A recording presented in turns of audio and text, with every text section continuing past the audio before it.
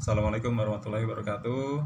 Kali ini saya ingin mereview perbandingan antara kita membeli kendaraan mobil dengan cara membeli mobil baru dengan membeli mobil dengan cara second. Bagaimana setelah yang satu ini ya?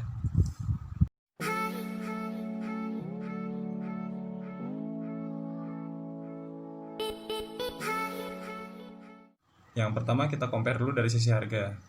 Contoh misalkan kita beli mobil baru dengan cara cash dulu ya. Dengan cara cash, misalkan harga satu unit mobil yang paling baik di pasaran kan Toyota Avanza ya. Misalkan Toyota Avanza itu dengan harga 250 juta harga mobil barunya. Itu seminggu atau sebulan kemudian, contoh misalkan kita nggak cocok dengan unit tersebut, ada masalah apa atau kita begitu pakai kok nggak happy gitu loh, akhirnya mau kita jual langsung, secara nilai aset itu bisa langsung turun, atau kita bisa bilang mobil itu setelah kita pakai walaupun cuma seminggu atau sebulan masih grace banget kan, itu secara nilai aset bisa langsung turun, atau kita bisa bilang itu jadi mobil second. Secara nilai aset bisa turunnya sampai 15 sampai 20%, atau mungkin bisa di 210 sampai 200 juta dari 250 ya dalam waktu 1 bulan. Berarti secara nilai aset kita, keuangan kita langsung turun drastis sekitar 20% dari harga pembelian barunya gitu.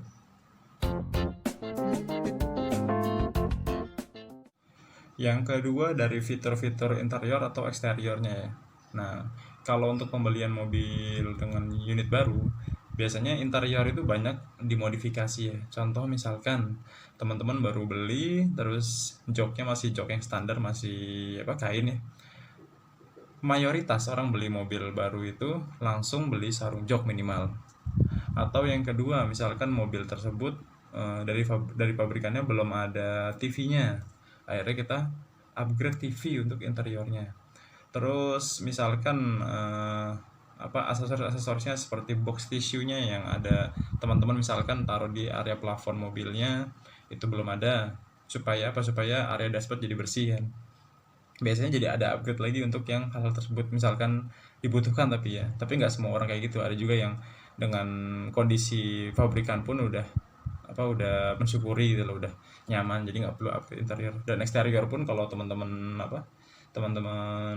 biasa senang modifikasi eksterior, seperti misalkan body kitnya diubah, grillnya diubah supaya lebih keren gitu, itu juga membutuhkan biaya lagi ya untuk upgrade tersebut.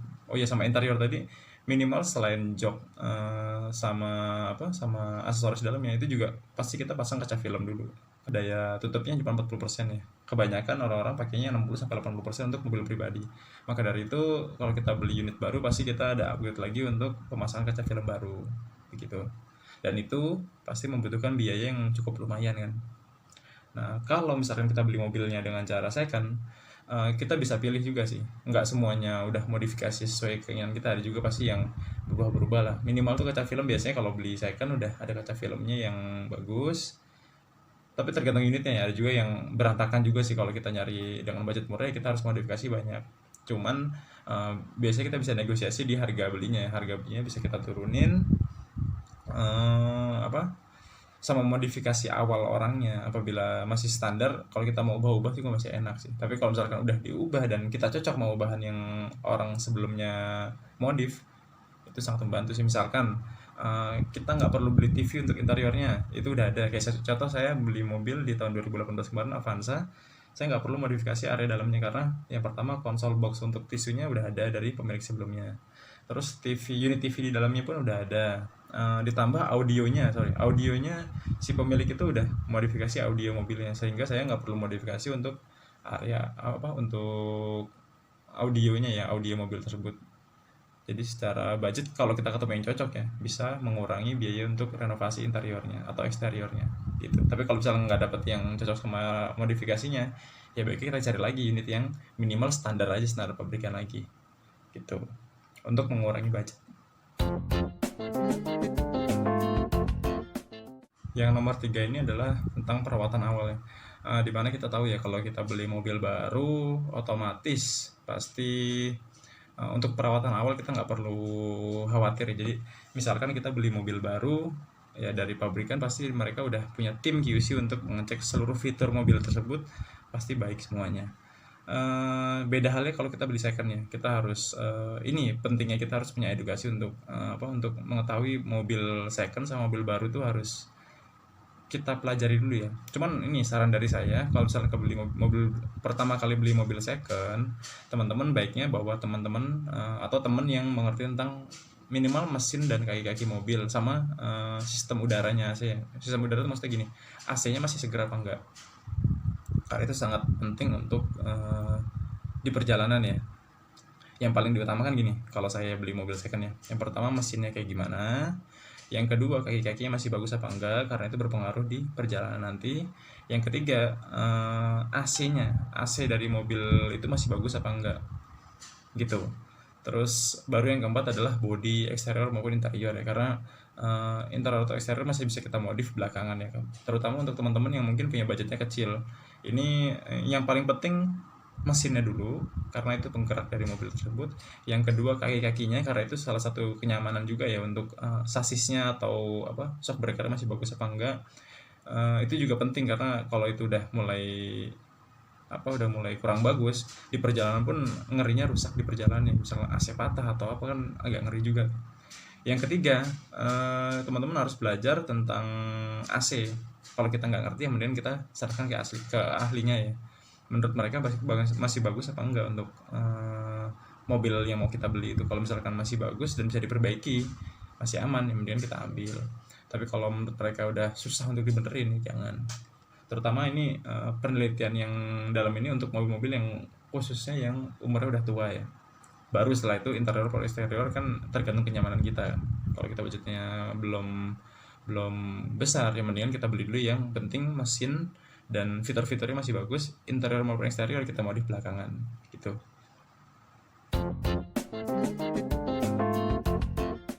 Nah, yang nomor 4 ini adalah harga jual mobil baru dan mobil second. Di awal tadi saya udah menjelaskan ya, misalkan mobil baru harga jualnya sangat drastis ya, terutama apalagi kalau misalkan kita beli dengan cara nyicil ya. Kita harga misalkan 250 juta, nyicil lebih besar, dan begitu dijual, misalkan berapa tahun kemudian kita jual, harganya bisa turunnya sangat drastis. Kalau mobil second misalkan kita beli kredit pun ya sama drastis, cuman nggak terlalu parah gitu loh. Tapi kalau misalnya kita sama-sama beli cash dan kita jual dengan cara cash, itu kadang-kadang kita bisa dapat untung, karena misalkan keadaan mobil masih bagus ya, kita rawat, bisa lebih tinggi harga dari pas kita beli, bisa juga sama waktu pas kita beli, bisa juga turun. Tapi kalau turun pun resiko untuk turunnya sangat kecil banget ya. Kayak contoh saya, video saya sebelumnya saya cerita saya punya mobil Suzuki Carry tahun 2011 pickup. Tahun 2015 akhir atau 2016 awal saya beli dengan harga 60 juta. Di tahun 2020 ini berarti saya pemakaian udah sekitar 4,5 tahun. Di bulan Juni kemarin saya jual, total yang saya dapat tuh 49 juta. Jadi penurunannya cuma 11 juta. Berarti saya hitungannya secara untung pun sebenarnya masih nggak rugi-rugi banget, karena saya pakai 4 tahun dan turunnya cuma 11 juta gitu. Itu sih. Ini ada anak saya nih. Nah, yang kelima, pertanyaan kelima, misalkan kita punya dana 50 juta dan 100 juta. Kalau 50 juta itu otomatis kalau kita mau beli mobil paling cuman buat DP-nya doang kan. Beli mobil baru ya. Mobil baru paling cuma DP-nya doang. Terus kalau 100 juta juga paling maksimal cuma DP-nya doang. Kalau beli mobil baru yang 100 juta juga nggak ada ya di sini. Paling murah-murahnya mobil Indonesia itu yang barunya 120 sampai 130 juta kan. Tuh, paling cuma DP-nya aja. Tapi kalau misalnya kita beli mobil second ada beberapa pilihan. Kalau 50 juta ini kalau referensi pendapat saya ya, ada yang pertama itu mau 50 juta. Ada mobil Toyota Vios tahun 2005. Itu 40 sampai 50 juta ada, atau yang X-Taxi ya bisa juga, Vios Limo misalkan. Bisa juga teman-teman beli Hyundai Avega tahun 2008 ke bawah yang masih model sedan. Atau yang ketiga referensi saya beli Suzuki Baleno 2004 ke bawah ya. Nah, kalau misalkan dengan biaya 100 juta, teman-teman bisa juga langsung beli cash. Referensi saya nih yang pertama adalah mobil Avanza 2011 ke bawah. atau 2012 ada kadang-kadang yang jual butuh tuh di bawah 100 juta ya. Udah tipenya yang all new Avanza, yang tipe kedua Avanza-nya. Atau teman-teman bisa juga beli Grand Livina tahun 2014 2015, itu masih ada ya sekarang yang harga 100 juta maksimal. Yang ketiga Datsun 2015 ke atas, Datsun Go yang 3 baris juga ya. Itu pasarannya 80 juta tuh udah yang paling bagus tuh tahun 2015 juga. Lanjut dulu ya. Oke. Yang terakhir pertanyaan, kalau misalkan dibeli dengan cara cicil secara nilai aset bagaimana Mas? Nah ini kan kita harus pembelajaran tentang finansial ya. Jadi kalau misalkan kita beli mobil dengan cara nyicil yang tadi misalkan kita DP 50 juta, harga mobil tadi kita bilang misalkan Toyota Avanza dengan tipe tertentu harganya 250 juta, DP 50 juta, berarti kan total kredit kita ke pihak leasing berarti atau pihak bank adalah 200 juta kan, yang apa plafon yang kita pinjam 200 juta. Berarti misalkan kita 5 tahun ya, ini rata-rata ya, kalau dari pinjaman 200 juta itu setelah 5 tahun kita bayar totalnya adalah setahu saya sampai 75% dari nilai plafon itu sih rata-rata ya. Kalau misalkan suku bunga itu 1,2% per bulan, berarti per tahun 1,25% atau 1,2%, mungkin setahunnya sekitar 15% lah dapat profitnya si pihak ketiga ini, pihak pembiayaan ini. Jadi kalau 5 tahun berarti kan 75% atau sekitar 150 juta, berarti mungkin kita minjem 200 juta, kita mengembalikan bisa sampai 350 juta plus DP, berarti kita total 400 juta. Dimana setelah 5 tahun misalkan kita jual, mungkin harga mobil Avanza itu cuma 100 juta, bener nggak? Kayak sekarang harga mobil sekarang 2020, 5 tahun kemarin 2015 ya, 2015 berarti masih yang tipe all new Avanza. Setahu saya 2015 Avanza itu harganya 100 sampai 120 juta deh. Jadi kita nyicil sampai hitungannya sampai 400 juta dari kita bayar DP sama kita bayar cicilan total 400 juta. Begitu kita jual misalkan 120 juta deh misalkan, berarti kan penurunannya tinggi banget tuh, 280 juta kan. Itu secara nilai aset atau penurunan dari harga kendaraan tersebut ya. Beda halnya kalau misalkan kita beli mobil dengan cara second, misalkan kita punya dana tadi ya harga 100 juta, harga mobil 100 juta, kita punya DP misalkan gini deh, kita punya DP 20 juta misalkan, 20 juta kalau kita anggap cicil 5 tahun lagi berarti 80 juta itu plafonnya. Cicil 5 tahun misalkan total kita harus mengembalikan, dapat bunganya mereka di total 5 tahun itu tadi 75% lagi ya. Jadi 15% per tahun, berarti kalau dikali 5 berarti 75% kan. Nah, berarti 80% dari 75% dari 80 juta adalah 60 juta.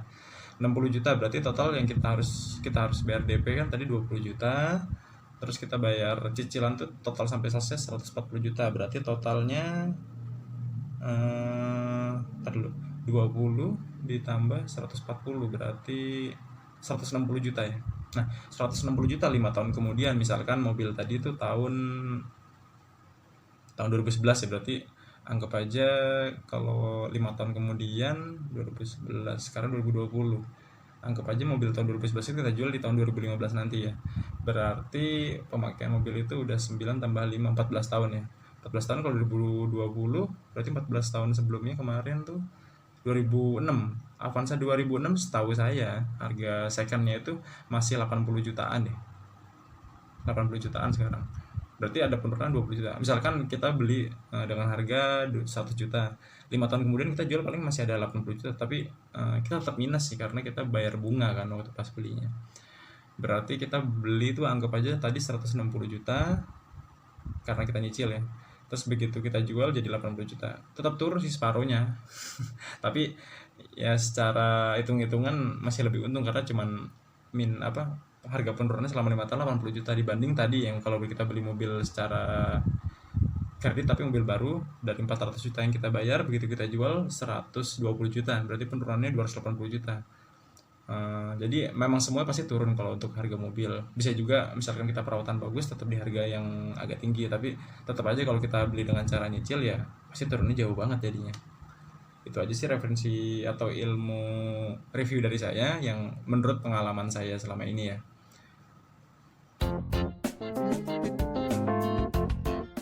Kalau saya ditanya mobil baru atau mobil second, saya lebih referensi untuk saya pribadi ya.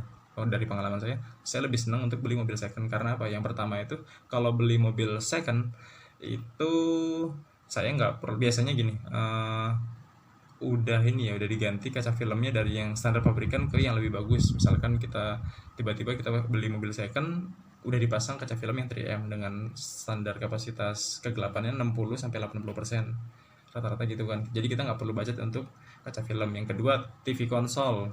Misalkan dari pabrikan nggak ada, dari begitu kita beli second ternyata udah ada, misalkan kayak gitu, itu bisa jadi bahan pertimbangan juga. Yang ketiga, karpet dasar sama audio. Kadang-kadang juga kalau kita mau beli mobil second dari pengguna sebelumnya udah modifikasi itu biasanya. Tapi kalau enggak juga nggak masalah, karena saya pun yang paling penting mobil nyaman, mesin yang nggak masalah, rangka dan shock breakernya nggak masalah, AC-nya pun masih sehat, itu yang paling penting sih. Dan kalau misalkan dapat bonus harga lebih murah, siapa sih yang nggak mau? Cuman bedanya kita nggak bisa milih warna aja biasanya. Kalau beli mobil second, warnanya yang di displaynya aja. Tapi kalau saya sih standar biasanya lebih seneng cuma 2 warna. Kalau nggak warna silver, warna hitam. Itu sih. Kalau warna lain saya kurang suka ya. Karena itu yang paling banyak juga di pasaran.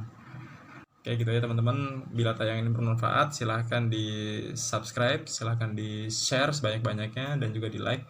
Apabila masih banyak kritikan, mungkin kata-kata saya yang nggak jelas atau penjelasan saya yang masih kurang jelas, silahkan dikritik melalui kolom komentar untuk bahan perbaikan saya ke depannya. Terima kasih. Assalamualaikum warahmatullahi wabarakatuh.